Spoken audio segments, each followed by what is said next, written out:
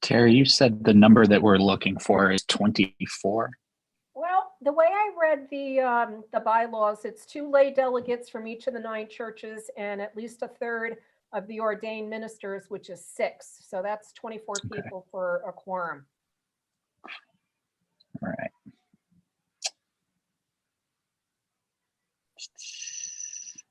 Hi, Terry, Nancy. Just wondering, are church members welcome at this or no? I think you're welcome at it, but you wouldn't have voice or vote, Nancy. Okay. The church members are watching on the YouTube stream, so I believe we do have church members here, but we don't see them on Zoom. They're watching Okay. on YouTube. Oh, okay, thanks, Liza. So I don't know if any of them are delegates. If somebody wants to check and make sure nobody went to the wrong wrong place. I don't know if we can see who's looking on YouTube. That's interesting. Yeah, because we've got like 4 or 5 delegates. I wrote that down. I can probably check. Let's see. Yeah, I know Center in Meriden only has 1 delegate. So there's 15 people watching on the live chat right now. Sue Kalman, Janet Schneider, Carolyn Brown, and Betty Johnson have introduced themselves in the chat. But there's probably others. There's probably others too. I don't know if any of them are delegates, Melanie. Janet is.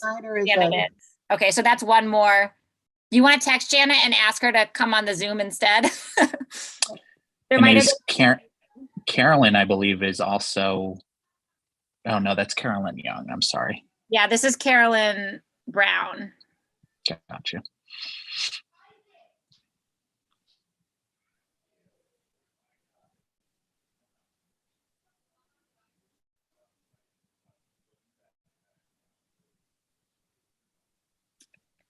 Yeah, Janet Snyder just put in the chat that she's a delegate but doesn't have the Zoom number. So maybe somebody can send that to her. Okay. I think I can do that.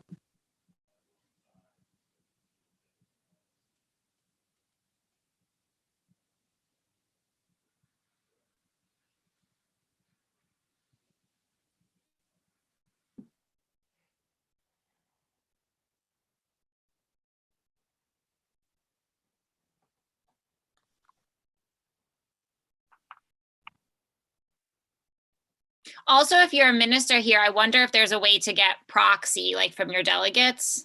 I know that's something that I've done before, like if you can vote on their behalf. Gwen McCann speaking, and I just reached out to our delegate, a delegate that's not on this call, to see if they're available.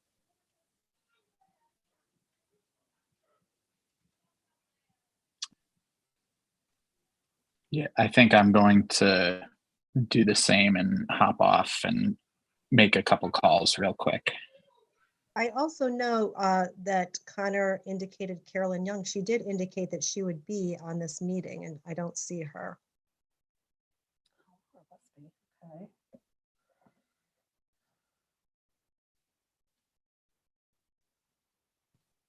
Jane just wrote in the chat if we wanted to take a roll call of how many churches and delegates we do have, so we know where we stand. I don't know if you Sure. want to do that.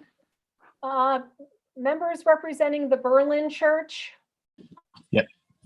Having a family meeting in there, they threw you out or what? No, I'm on a meeting here. You're good. You're good. Yeah, if we want to go ahead and take a preliminary roll call here, I think that would be good. And the Berlin Church, Diana, I saw you. raise Diana your hand. Orvis, yep. Okay, anybody else from Berlin? The Kensington Church? Lay delegates, that's what I'm looking for, because I see Laura's on. So Gwen McCann, I'm a delegate. And Gwen, okay. Center Congregational Church in Meriden? I think that's who's hosting. I think that's who's hosting. Yes, Connor is from Center Church. Yeah, and then his brother is hosting, but I don't know if he's a delegate. Okay. I am not, no. No. Okay. First Congregational Church in Meriden?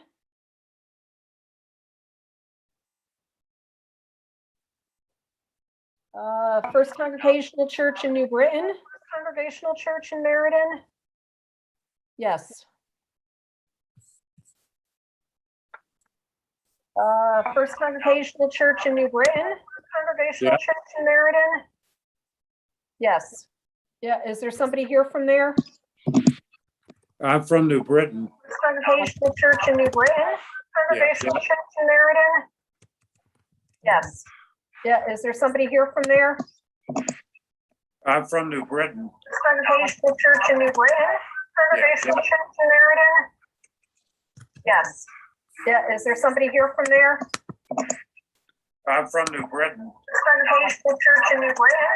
Congregational Church in Meriden? Oh, we're on a loop. We Yeah, seem is to there be on a somebody loop. here?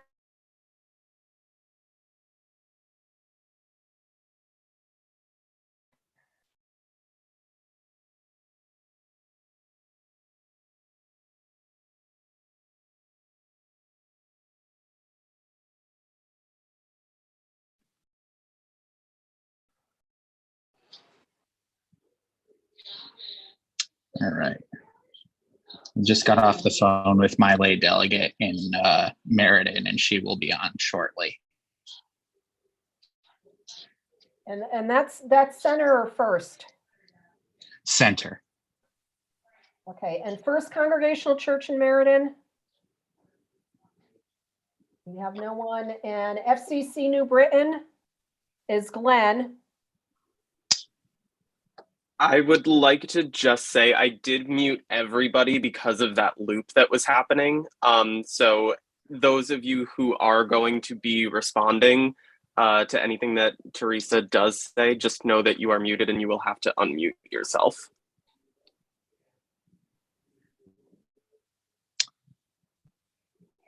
Okay, Thank so you, Garrett. yeah, thank you. So First Congregational Church in New Britain, I have Glenn Anderson. Okay, I see you. I see you nodding your head. And then South Congregational in New Britain, is that Steve? Yes. Also Peter Stein. And Peter Stein. And pastor's here too, Jane Rowe. I have Jane. Okay. Okay. We're a little thin on lay delegates right now, folks. Okay.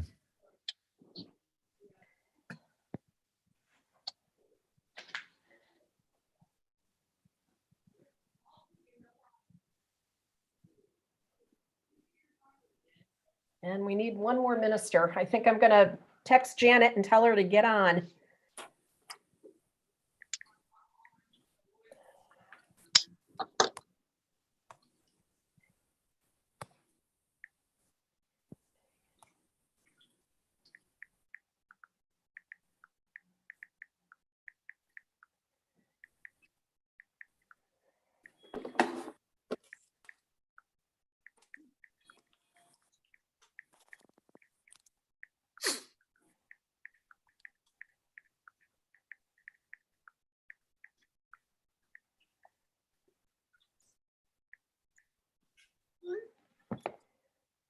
Okay. Come here.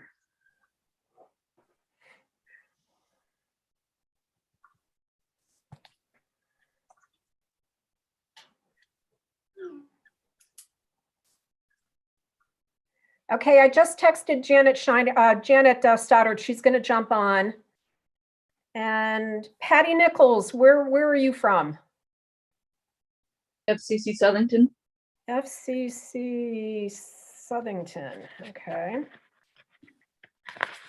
Thank you. Sure. Oh, and do we have anybody from Plantsville?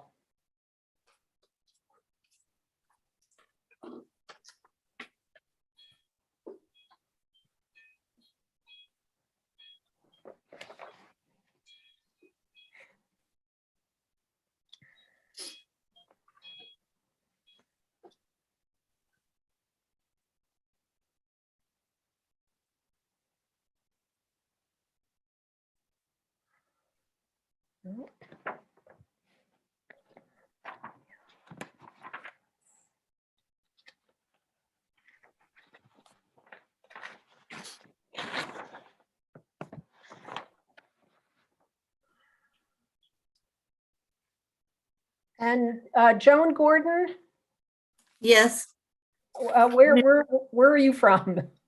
Meriden, Center Congregational. Okay. Thank you. Yeah, you're welcome.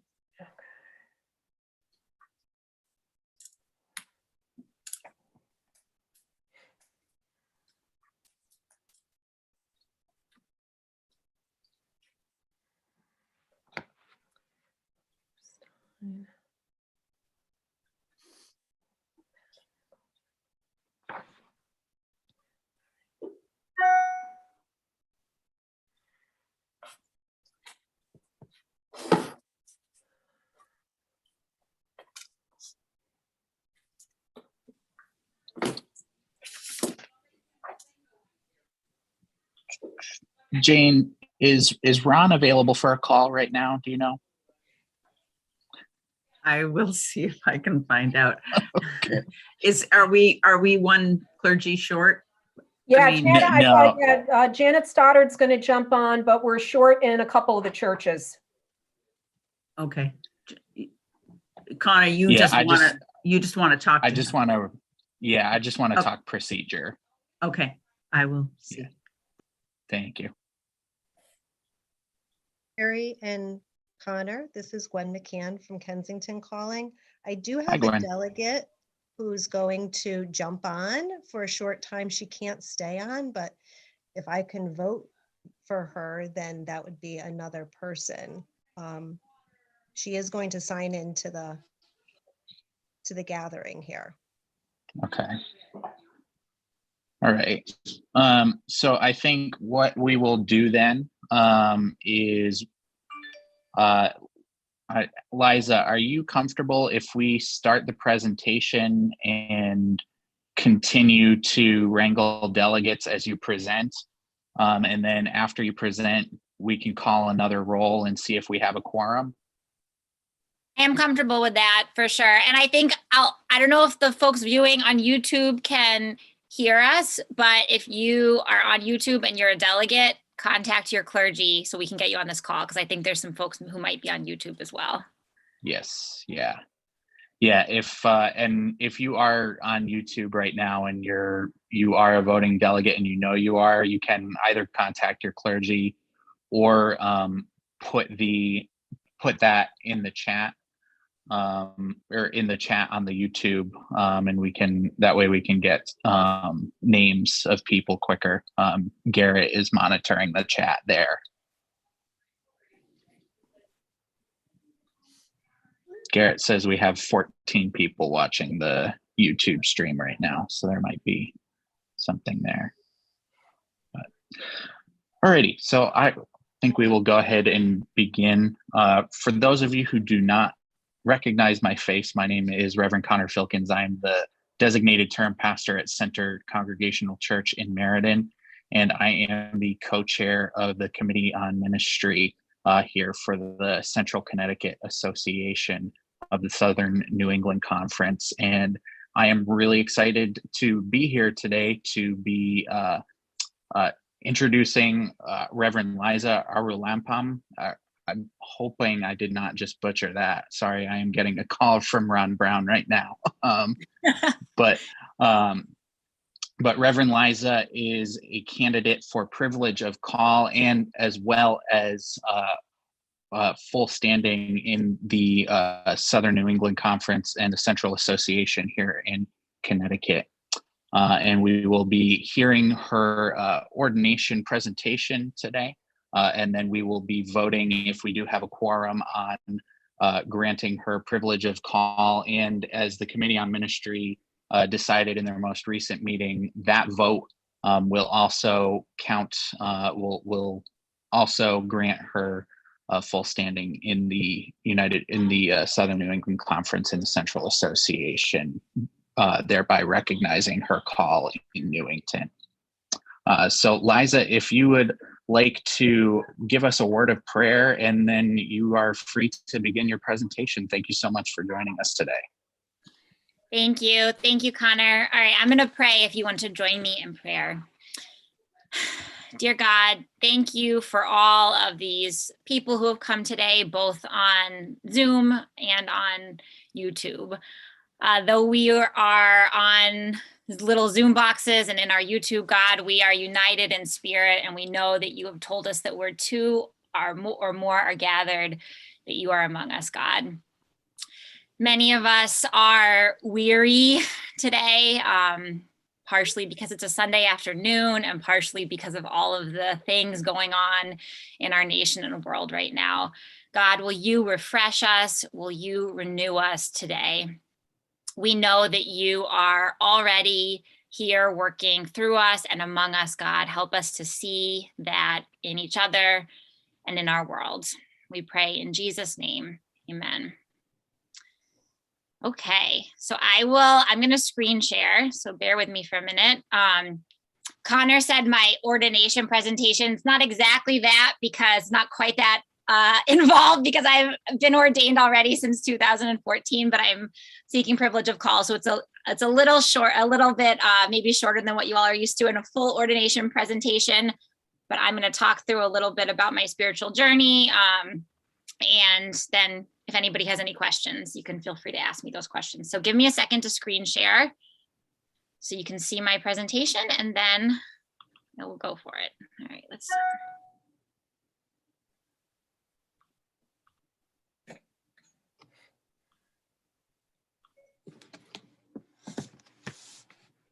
Okay, can everybody see that okay? Yes, thumbs up, okay. Well, thank you again, everybody, for joining today. As Connor said, I'm Reverend Liza Arulampalam. I was ordained in the American Baptist Church in 2014, and I am seeking full ministerial standing and privilege of call in the United Church of Christ. And I am currently serving, have been for about a year and a half at Church of Christ Congregational in Newington as the associate minister there with Melanie.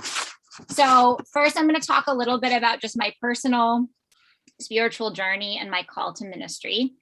I grew up in the Washington, D.C. area when I was young. And while I was there, my family attended conservative evangelical churches. And when I was in kind of late elementary school, my family decided to leave those denominations and move to a more progressive community as a result of gender equity issues, LGBT things, how they taught other religions, etc. So when I was in 5th grade, my family moved from the DC area to Connecticut, and we joined this little church. It's called Buckingham Congregational Church in Glastonbury, Connecticut. Some of you might be familiar with it. And I joined this church when I was probably about 11 years old, or my family did. And it was here at Buckingham that I was able to first envision myself as a church leader. I had never really seen women in ministry before, and certainly nobody had ever seen this potential in me in any of the other churches that I had been a part of. And I really credit my pastors at Buckingham who nurtured these gifts of ministry in me. And as a young girl, as a teenager, looking back, that's when I can really say that I started to think about ministry as a calling and as a career. Through my youth group and through my confirmation class, they really nurtured these gifts in me and recognized that I had them.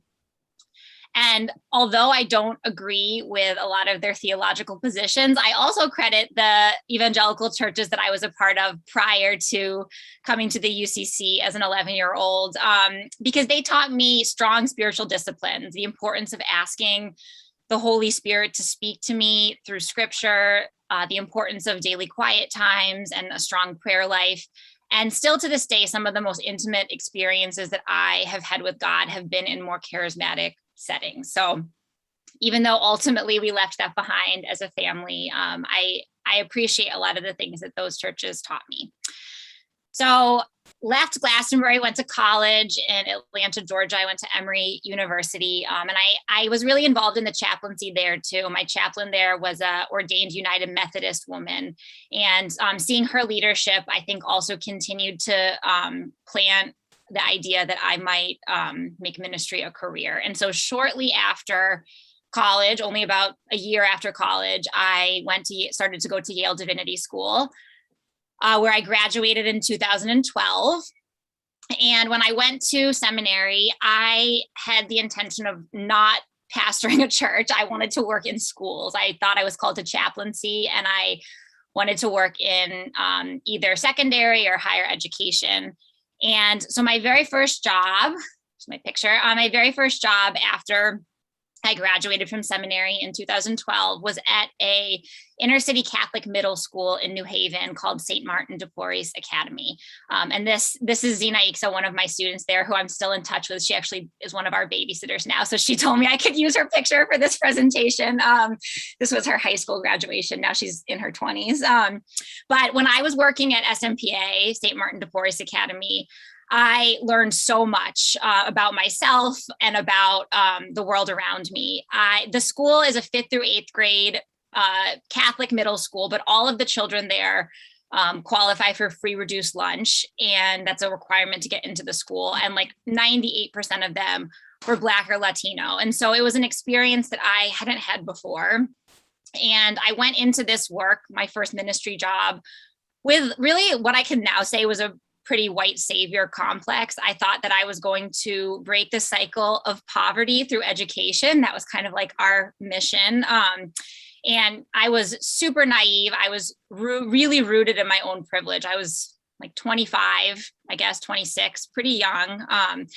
And this experience in ministry, which was really my first, just humbled me so much. Those kids that I worked with humbled me every single day. And it completely changed the whole trajectory of my ministry and how I see God. It opened up my understanding of God's heart for the marginalized and shone a light on the sin of racism and resource hoarding that is so prevalent in our society. And probably the primary thing that I learned through this work, which was about 4 years I worked at this school, is that as Christians, we are called to so much more than charity. I think I went into this work with a mindset that I would be helping these kids like in a charitable way. And this job challenged me to make justice work and advocating for policy reforms that bring all of God's children to equity, a really central part of my ministry. So I worked there for like 3.5 years from 2012 to 2015. And then in 2015, my mom, who's in the, well, you can tell which one's my mom because she's not a child, or my husband. My mom, who was 55 years old at the time, was diagnosed with ALS, with Lou Gehrig's disease. And at the time that she was diagnosed, I had a 12-month-old foster son, who's a little boy who's sitting on her lap.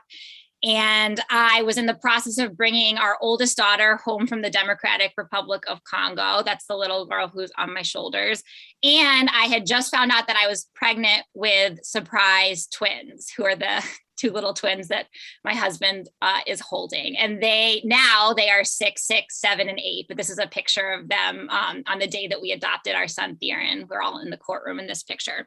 So to call this year a stressful time in my life is a huge understatement. It was a really, really significant trauma in my life, getting that news about my mom and then just being in such a unprecedented, stressful family time myself. But it was also a huge transformation in my call to ministry.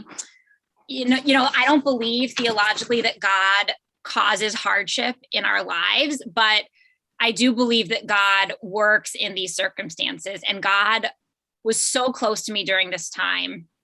And as a result of what was going on in my family, a lot of things shifted in my call to ministry. So my family moved from New Haven area to Hartford, where we live now, to be closer to my mom and to my family of origin during that time. We moved into the Frog Hollow neighborhood of Hartford, which is where we now live. Also during that time, my mom was an American Baptist minister, and she planted a church in 2008. And when she got sick, she got too weak to lead her church. And so in 2016, that congregation called me and my co-pastor to pastor that church. And that was my introduction to church ministry, working in churches. And, you know, it's funny because at the time, I thought it was going to be a temporary thing. And I thought I was kind of doing a favor to my family. And I loved the community of Riverfront, which is the name of the church. And so I thought, you know, I'll do this for a little while. And I just totally fell in love with working in churches. I loved being a pastor. I loved leading congregations to pursue God and to grow in community with one another. I loved using congregational ministry as a way to create social and societal change. And there were just so many things that I loved about that. And I feel like it was a secondary calling, one that I fought for a little while, probably because my mom was a minister and I wanted to do something different. But through that experience, God just really placed me there. And I realized that it was kind of where I was meant to be. So that's where I've been at Riverfront since 2016, which is an American Baptist congregation. And then Newington called me to be their associate minister a year and a half ago. Do I have any more pictures? Oh, there's my picture of, that was when I was called at Riverfront. That was my, not my ordination, but my ordination call at Riverfront. All right, so that's my faith journey. And if folks have questions, we can ask them at the end. So I thought I would talk for a few minutes, and I promise I won't talk long, like 10 more minutes, don't worry. A little bit about what I love about the United Church of Christ and why I'm so grateful to potentially be joining this wonderful denomination. So one of the things I love about the UCC is the support network. That's something that I guess you could say I have a little bit of holy envy over, being an American Baptist right now, because the UCC is so prevalent in Connecticut that there's so many structures and colleagues and associations to ask questions to, and so many people who are willing to give you advice and support you, and our area conference ministers and our conference and all of that. I've really enjoyed being a part of the Central, our monthly meetings at the Central Association over the past year and a half that I've been at Newington. We don't really have that in the American Baptist Church. There's not that support there. There's not that connection between churches. And so even though that's not perfect in the UCC, and I know people sometimes also complain about it, from where I stand, I think it actually is really a beautiful and wonderful thing.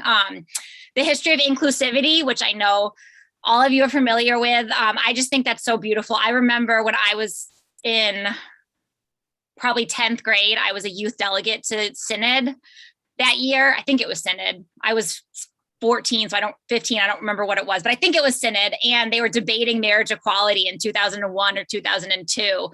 So in a time when like our country wasn't really talking about it that much. And that was such a formative experience for me. And then a church left over the controversy, but the UCC has always been on the forefront of really important issues around sexual inclusion and gender inclusion. And I'm really proud to be a part of that.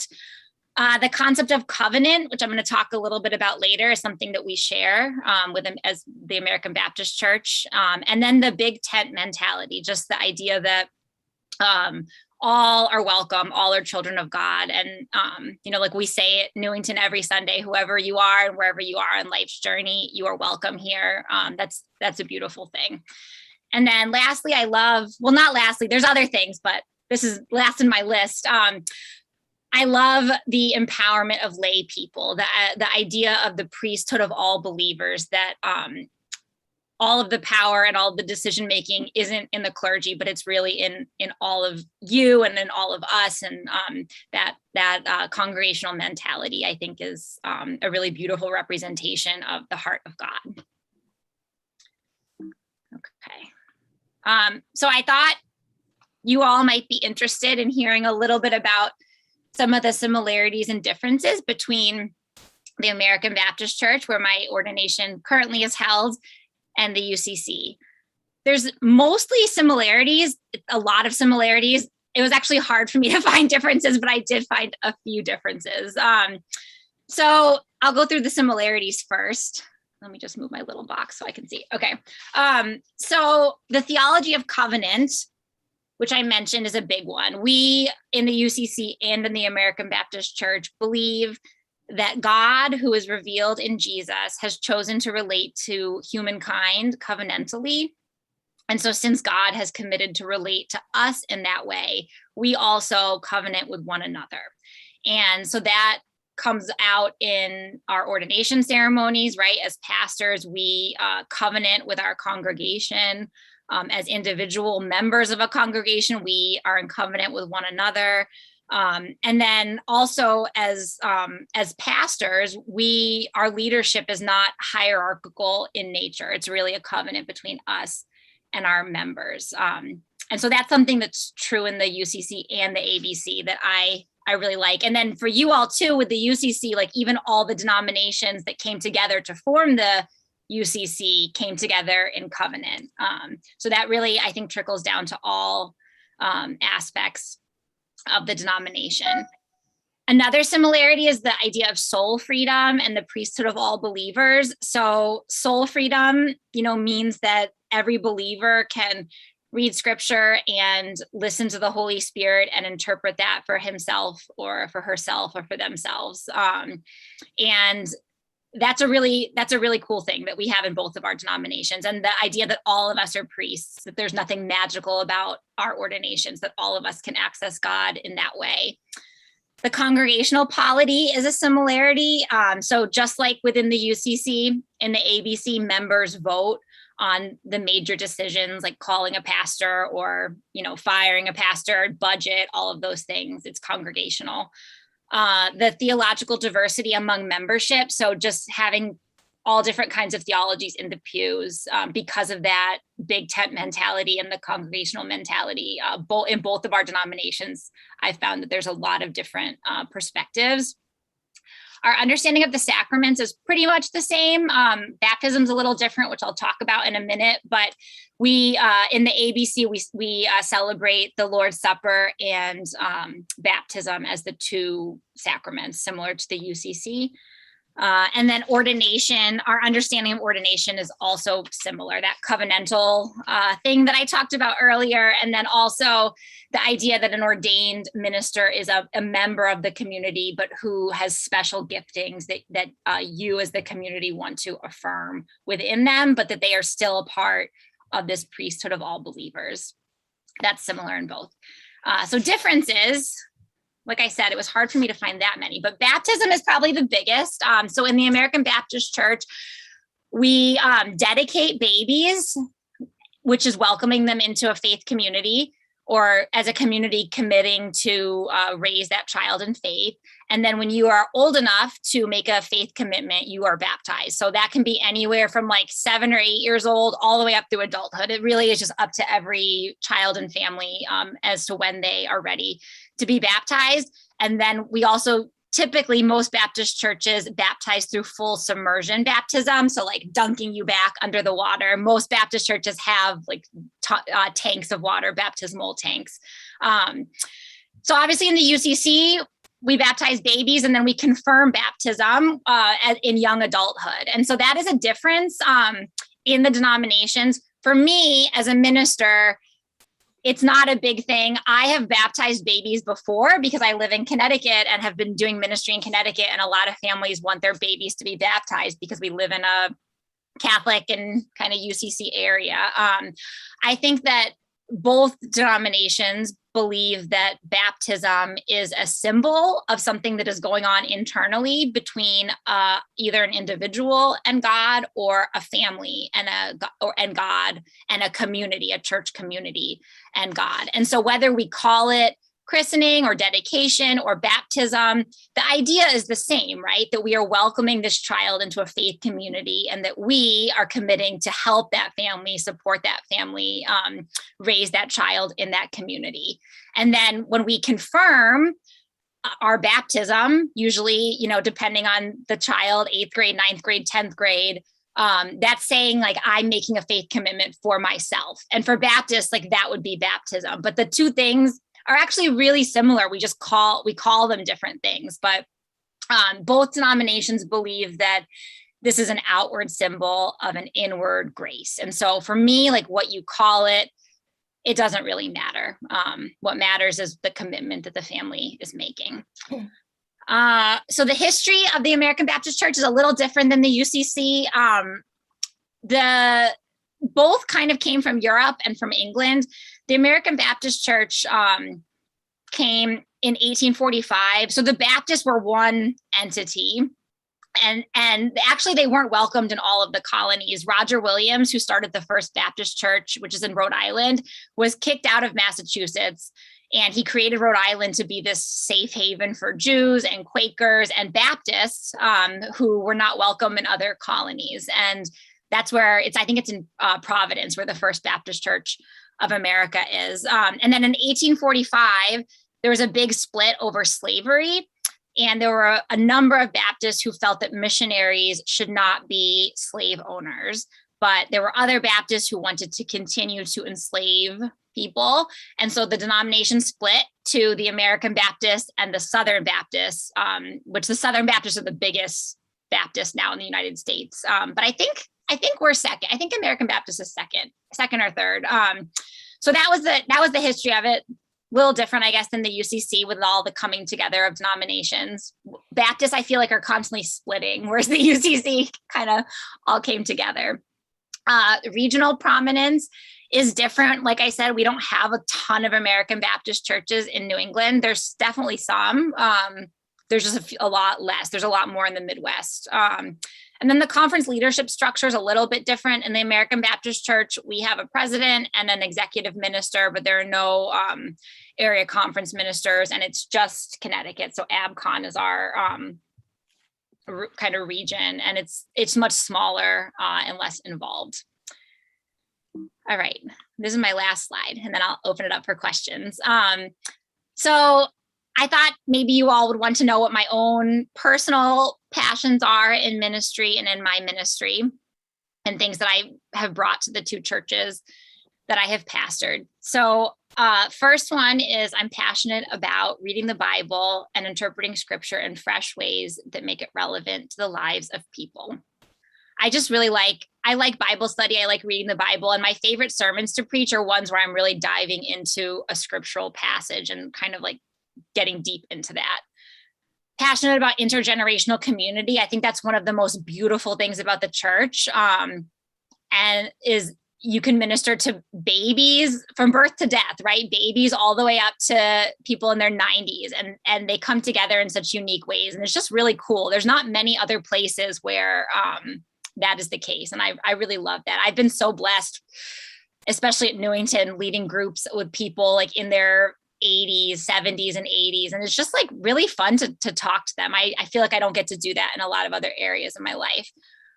Exploring new and creative ways to worship. I personally really like contemporary worship music. I like hymns too, that's fine. But I coming from like a more, Baptist and evangelical background, I like different forms of music. So I always like to explore different new ways to worship, both in words and in music. The intersection of racial and social justice in the church, learning about community organizing and integrating it into congregational life. Over the past 3 years, and I saw Isaac's on the call, it's where he used to work, but I've gotten really involved in the Center for Leadership and Justice and been trained in community organizing, and just bringing that to my congregation, both congregations, has been really rewarding for me. And I think there's a lot of overlap between the principles of community organizing and congregational leadership. On a personal level, I'm really passionate about vulnerable children and families who are involved in the foster care system. My husband and I are foster parents, and we have 3 children, one of whom we're fostering and 2 that we've adopted. So there's a lot of wonderful and hard things about DCF in Connecticut. And so that's something I'm personally passionate about. And then the city of Hartford and building bridges between our city and its suburbs. I live in Frog Hollow in the south part of Hartford, but obviously grew up in Glastonbury and pastor in Newington. And so I think as a region, we often are really segregated and have a lot of misconceptions about one another. And so bridge building between Hartford and suburbia is another both personal and ministry passion of mine. All right, well, that is it for my presentation. So if it's okay, I'll stop screen sharing. And if it's okay with Connor, if that's good for our agenda, we can open it up to questions. Is that good? Yes, just to kind of update you, I had sent a message to Terry. Procedurally and parliamentary wise, we are good on a quorum, so we can proceed with questions, and we can, after those questions are done, we can proceed to a discussion and a vote. So thank you for your presentation, Liza. Thank you. So Everybody for listening. For anyone who does have a question, we are not going to utilize the chat feature within Zoom. I'd ask that you either raise your hand either on your video, or if you know how to raise your hand within Zoom with the raise hand feature, if you could do that, that would be helpful. And Garrett is my brother who's helping me host this meeting today, because as some of you can see, I'm in a car on the way to the airport right now. So Garrett, if you could help me and just jump in if you see hands raised that I'm very clearly missing, please do so. It's your chance. I know, I'll wait for other people. Karen, Palm, Karen is raising her hand. Do you want me to? Yes, I Or apologize, yeah. but I have a procedural issue. I am new here and I didn't know about this meeting. I just learned about it at the last minute, and I have to host a Zoom meeting at 4 o'clock. And I don't know in terms of quorum and vote, you could call me on my phone and I could leave my other Zoom if you need me to vote, or I could have Gwen vote for me. I'm sorry, I don't know. No worries. No worries. I'm sorry. You said your name is Karen? Karen Palmunin. I'm a lay member, a new lay representative from Kensington Congregational Church, and I had not received notice of the meeting. No worries. No worries. A couple minutes. Karen, we should be all right. Thank you for asking, though. We Okay. appreciate it. So you can go ahead and do what you need to do. Thank you. Okay, very much. I enjoyed your presentation very much. Thank you. Thank you for being with us. Okay, bye.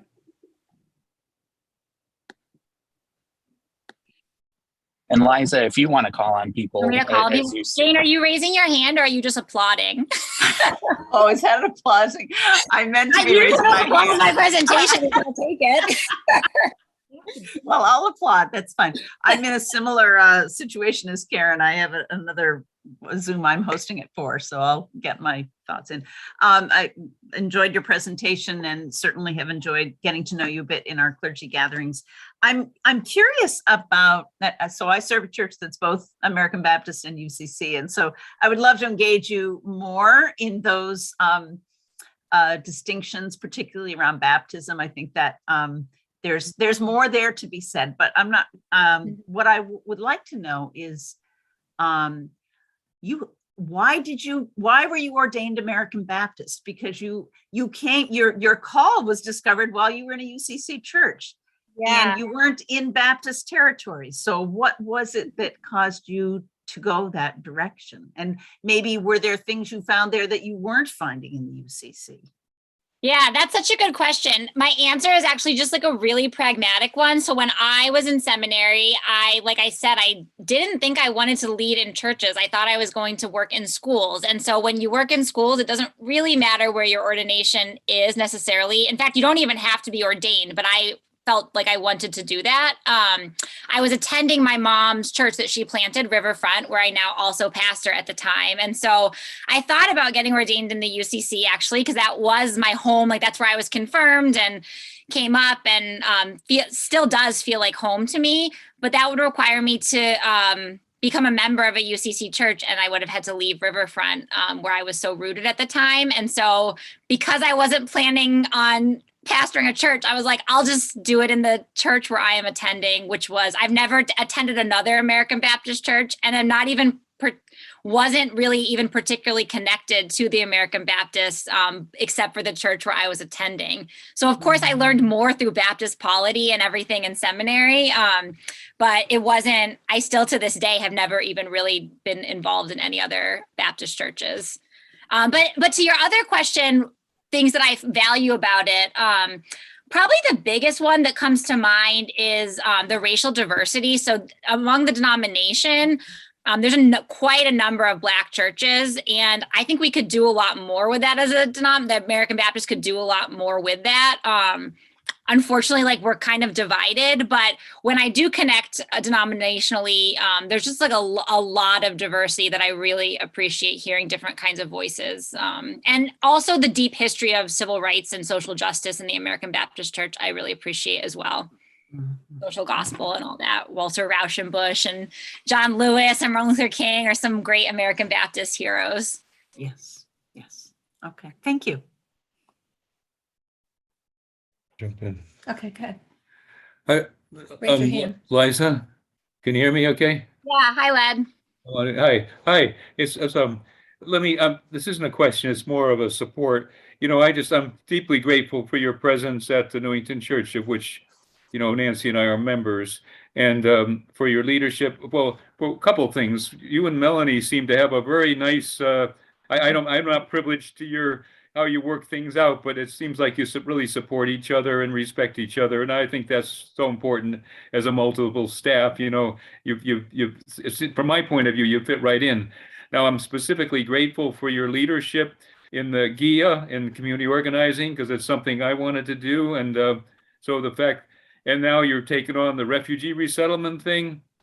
I mean, these are things that really ring our bells, and you're doing that, and so you're helping us do that. You're taking and I think your sermons are great. I mean, there's a lot I could go on, but I'm very glad you're here. Obviously, this is a positive vote for your acceptance in this tribe.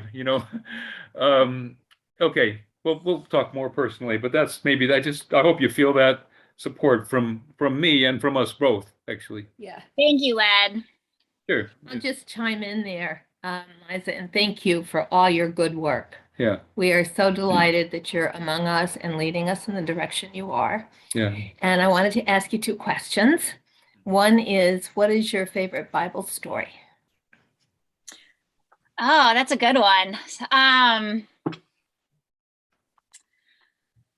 think there's so many, but I think the one I'm going to go with, actually, the story of the Syrophoenician woman, which I feel like I preached a sermon about that somewhat recently at Newington. Maybe it was like a year ago. I feel like time is getting away from me. I think it was recent. It was like a year ago. But what I love about that story is one interpretation that I read, and I don't know where I stand on it, but I think it's really interesting, is that Jesus himself was changed by that exchange. So, he calls her a dog, and then she talks back to him, and then he blesses her.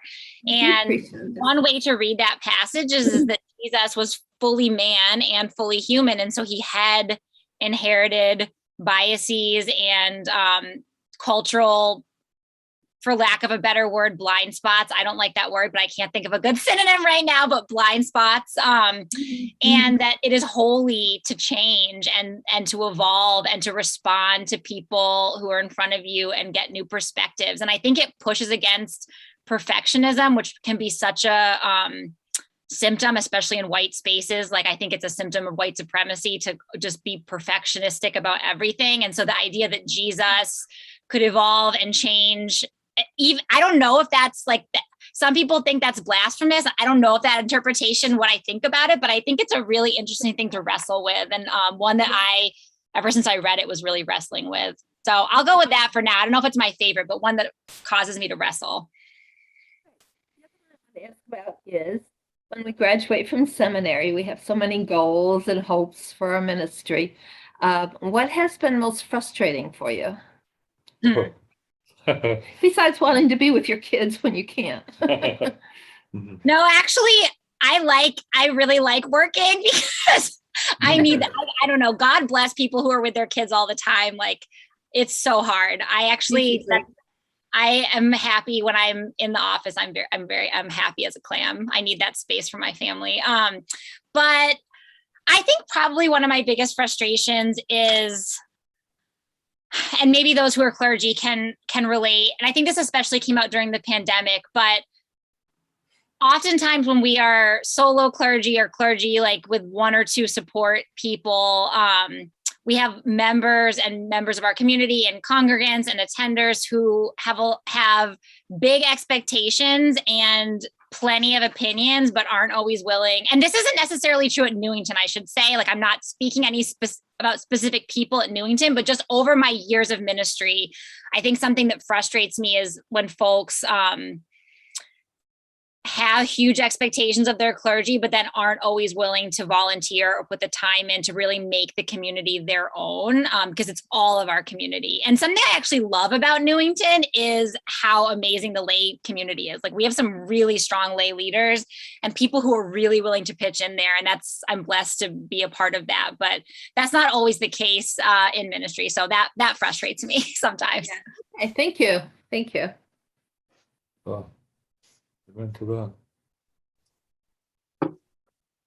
I can call on people. Terry, you want to go?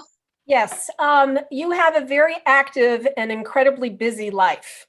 I would like to know what kind of self-care you do for yourself. How do you recharge? How do you regenerate? How do you get yourself up every day to go out and do all the things that you do? That's such a good question. Probably not very well, to be honest, but I really appreciate the question because I think we need to think about that. So I think like I have to be really good with boundaries because I am half time at 2 congregations. And so I really try hard, like unless it's an emergency, not to do work for one congregation when I'm at the other, and not to respond to emails for one when I'm at the other. It's not always perfect because ministry is messy. So sometimes things come up, but I'm trying to be really good about like my time and my hours. And then in the evening when I'm with my kids or with my family, like that does recharge me, being with my kids in small doses. Like I couldn't do it all day, but in the evening, I try to like not respond to things unless it's an emergency on email and things like that. And then for self-care too, I love to read. My favorite genre is historical fiction. I really like to read historical fiction books. I walk a lot. We live in the south end of Hartford, so we fortunately are walking distance to a lot of things. So my family and I love to walk around Trinity College, which is at the end of our street.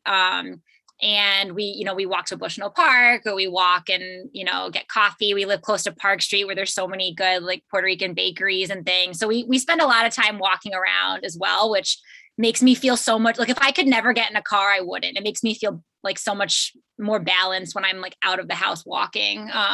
My dog, I have a dog, and when I'm stressed, she helps me, but I could definitely do better at the self-care. But I think the main one is probably just boundaries, like having good boundaries, which I'm learning, but is important.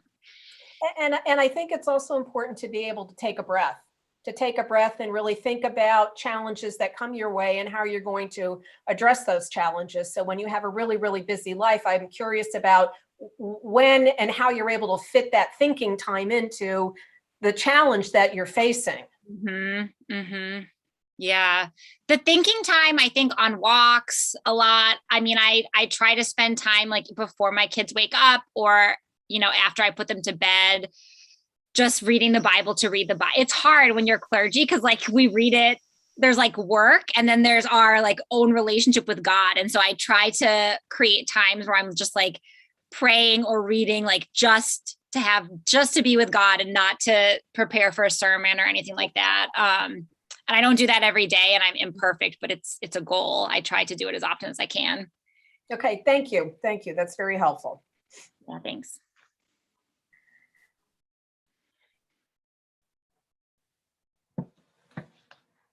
Isaac, you raise your hands. I did. I just wanted to say, thank you for that presentation. Also, it was great getting to know you through the work that we did in sort of like the Asylum Hill clergy group, as well as, like you said, the work in GIA. So it's been a pleasure getting to know you and getting to know more about your journey through today. You mentioned part of what you loved about the UCC was its history of inclusivity. And as you join sort of like full standing, full authorization and ordination within the UCC, what do you feel is the growing edge for the UCC in terms of, particularly Southern New England Conference, in terms of inclusivity?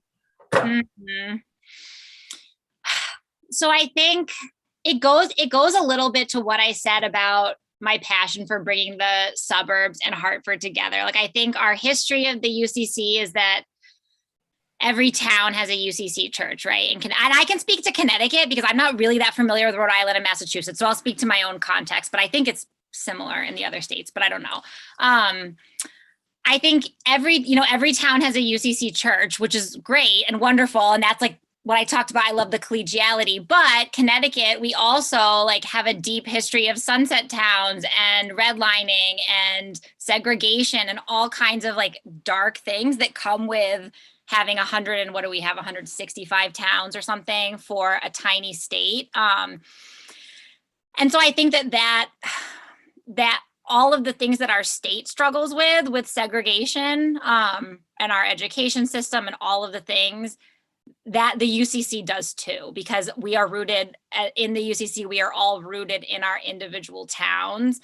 And there is a need for us to realize like the things that can uplift all of us, and a need for us to come together, like both in our cities and in our towns. And I think that that's happening sort of, but I think that that is a growth edge. And I think I see it in a really pronounced way because like I live in a formerly redlined community and pastor in a suburb and grew up in a suburb. And so I feel that a lot, like all the time. And I think people are willing to have those conversations, but it's certainly still a growth edge in our denomination. Thank you.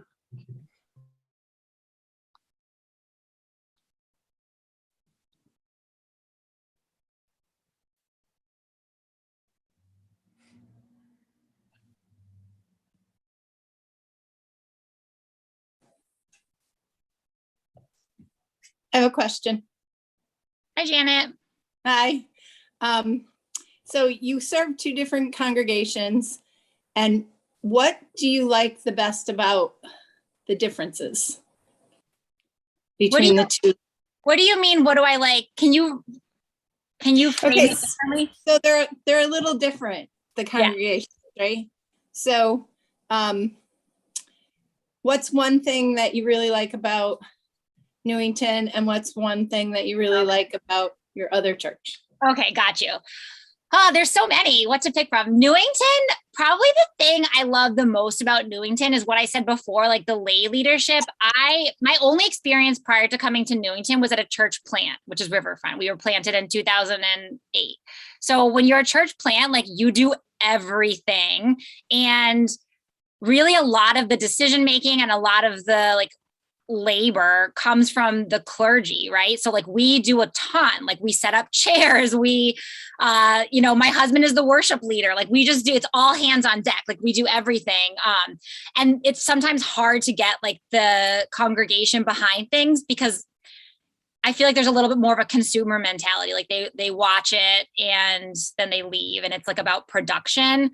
What I love about Newington is there's just such strong lay leadership, and Melanie's so good at this too. Like anytime there's a decision, I feel like she does it. And I've learned a lot from you, Melanie, like on this, like you won't just make the decision. Like you'll really like get coalition and ask other people, and also allow for that discomfort. Like if the congregation wants us to do something, but there's not like the hours to do it, you'll kind of put it back on them and be like, well, who's going to lead this? Like, who's going to do that? And that's really healthy, I think, in our church. Like our church has so many strong people who care about the community, who are willing to put in like real time and hours to do things in our congregation. That's Newington. Riverfront, I love. Our people are just like so open to change. So we like are just changing everything all the time. Like we've changed our we've been in 3 different locations, 3 or 4. Actually 4 different locations since we started. We've been in Hartford, we've been in Glastonbury. We do all different kinds of music. We do all kinds of different sermon series. Like we're just always changing things up, and people are like completely roll with it. And so it's kind of fun to minister there. Like you can really be creative and kind of do however the Spirit's leading you, and people are willing to come along with you. Okay, thanks. I have to keep muting myself because my dog's barking at me, so I'm going in and out.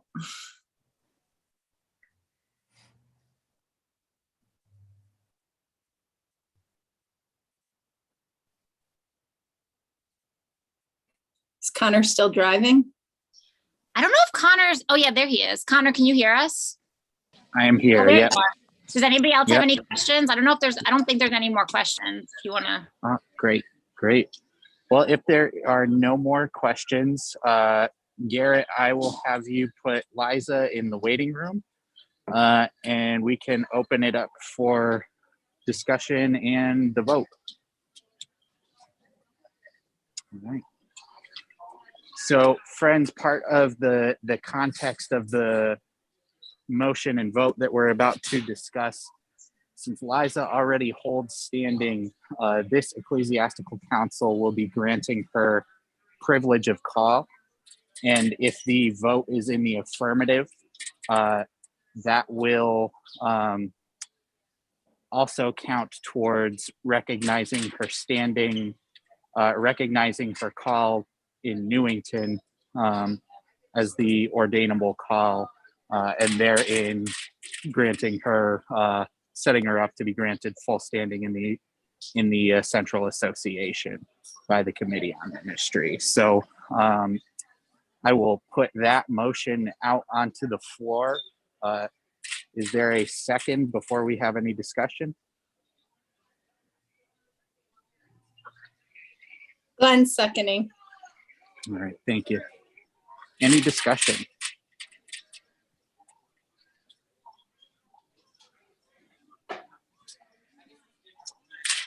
And feel free to just jump in because I'm on a mobile device, so I only see 3 people at a time.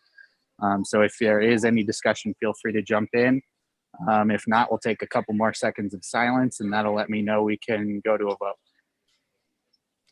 I'm just a little, I just need a little clarification. What, assuming the vote is positive, does Liza drop her ABC? Correct. Standing, that's the formal thing that she would have to do after all of this. Is that correct? Yeah, she would have to follow up with the ABC, Okay. but Okay.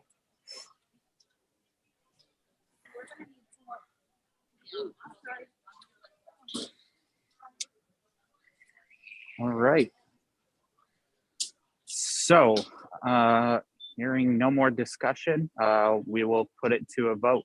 Those in favor of granting Liza privilege of call and therein granting her ordained status in the Southern New England Conference, please raise your hand manually. And Gwen, let me know when you're good on counting. I've got my hand raised. Thank you, Joan.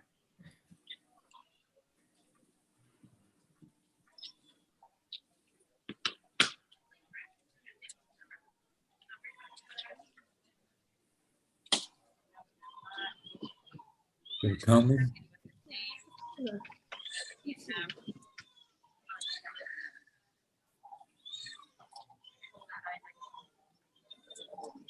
Gwen, whenever you're done taking a record, let me know so we can move forward. Oh, so Connor, I'm just uncertain because there's some people who I don't see on the screen, just their name appears. Okay. For those of you who have their video off, would you be able to turn your video on?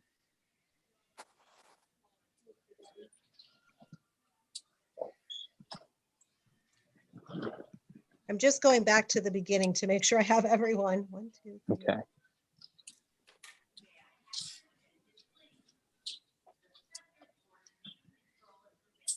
Melanie, do you vote?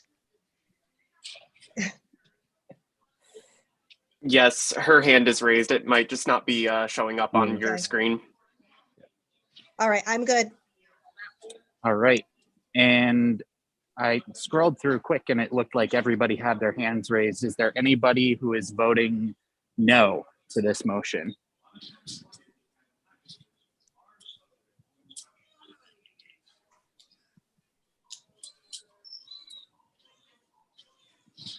All right, just scrolling through here. All right. It looks like the motion passes. This is great. Garrett, could you let Liza back into the meeting? You betcha. Thanks.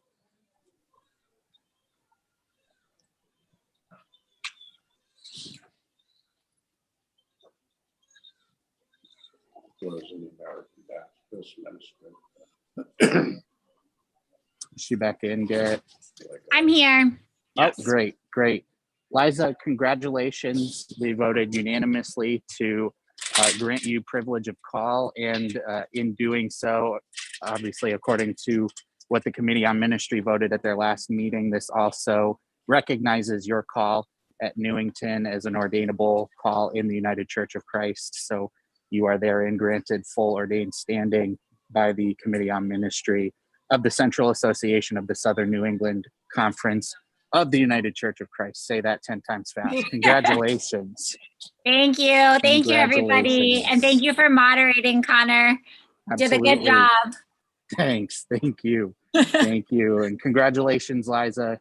Go enjoy the rest of your day. Take on some self-care opportunities, and we will look forward to engaging in ministry with you in the future and in the coming days.